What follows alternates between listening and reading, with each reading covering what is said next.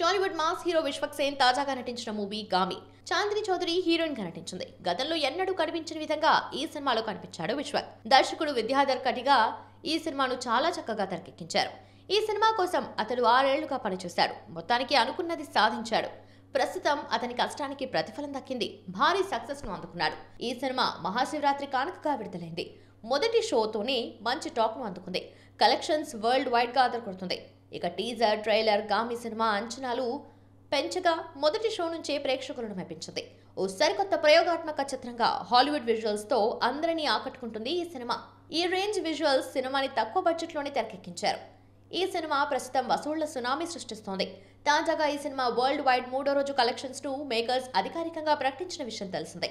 ఇప్పటి వరకు ఈ సినిమా 3వ రోజు 20.3 కోట్ల గ్రాస్ కలెక్షన్స్ వసూలు చేసి అందరినీ ఆశ్చర్యపరిచింది. ఇక అమెరికాలో కూడా కలెక్షన్స్ దూసుకుపోతుంది.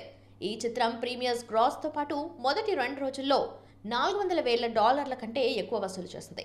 డిస్ట్రిబ్యూషన్ సంస్థ అయిన స్లోకా ఎంటర్టైన్మెంట్స్ కు యుఎస్, కెనడా ప్రేక్షకుల నుండి అపూర్వమైన స్పందన లభించింది.